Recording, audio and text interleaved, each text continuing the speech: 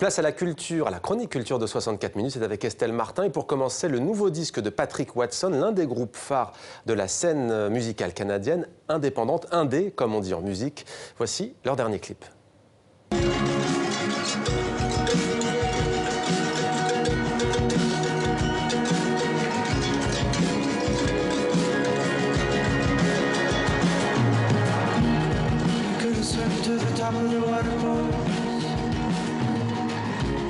To the waves of the shoreline,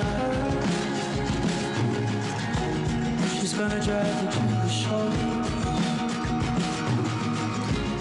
but you don't know who until you take your time. Bonsoir Estelle, ravi de vous retrouver. C'est donc leur 5e disque, il sort le 12 mai prochain. Oui, bonsoir Mohamed. Alors Patrick Watson, groupe québécois qui porte le nom de son chanteur, Patrick Watson donc. Alors ils ne sont pas aussi connus qu'Arcade Fire, mais quand même, dans Love Songs for Robots, chanson d'amour pour robots, c'est le titre de cet album, on retrouve cette pop planante, aérienne. Les synthés sont omniprésents dans ce nouvel opus qui explore la science-fiction. C'est un genre qu'affectionne tout particulièrement Patrick Watson et il dit vraiment qu'il s'est inspiré de la science-fiction pour cet album.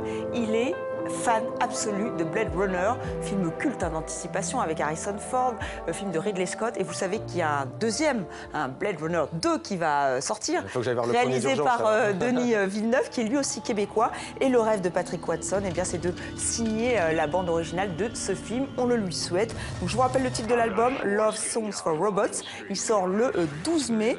Là, on voit Blade Runner, on ne s'en lasse pas. Et le groupe sera à Paris le 13 mai et le 14 mai à Bruxelles. Ils sont vraiment en tournée dans toute l'Europe. Oublions Estelle les anglicismes, j'espère, les robots également et les réplicants. Place donc à l'être humain à l'honneur au Musée Beaux-Arts, c'est à Bruxelles. Alors je suis désolée, c'est une exposition qui s'intitule Faces Now. J'y suis pour rien, ce n'est pas de ma faute. Alors ça revient sur le portrait en photographie. Il y a eu un tournant juste après la chute du mur en 1989, la chute du mur de Berlin. Les artistes se sont intéressés aux anonymes, comme ici avec ces immenses portraits du photographe allemand Thomas Ruff. Ces modèles regardent l'objectif, la lumière est létale, ils n'ont aucune expression, on pourrait croire à des photos d'identité. Thomas Ruff fait partie de la trentaine de photographes européens exposés à Beaux-Arts. On regarde tout de suite grâce à notre partenaire de la RTBF.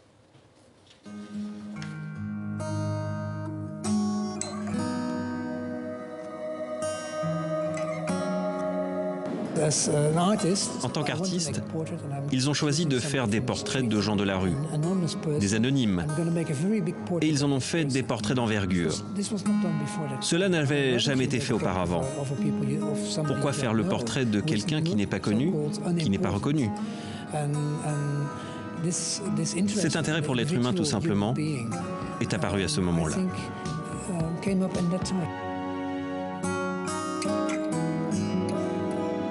Je cherche d'avoir une relation, une dimension qui en même temps donne une idée sur le paysage, mais aussi sur la figure humaine. Et donc, pour moi, dans ma tête, je cherche de reconstruire un espace qu'on peut connaître.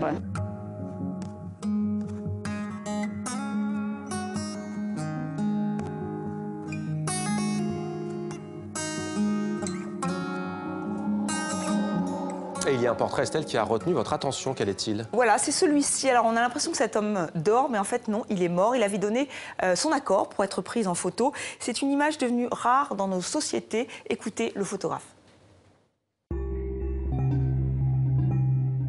On a un peu oublié ça, mais dans le temps, dans les années 50, 80, 30, c'était l'habitude de photographier nos morts. Maintenant, on fait juste les mariages ou la naissance, des choses comme ça. Mais la mort, ça devient un peu tabou dans la société qu'on est maintenant. Ok.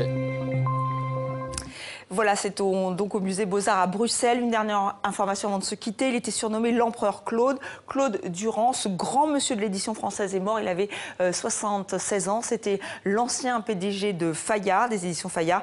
Il avait permis aux Français de découvrir Gabriel Garcia Marquez et aussi Michel Houellebecq. Merci Estelle, c'était la chronique culture de 64 minutes. C'était Demander le programme. Place maintenant à l'invité de Patrick Simonin.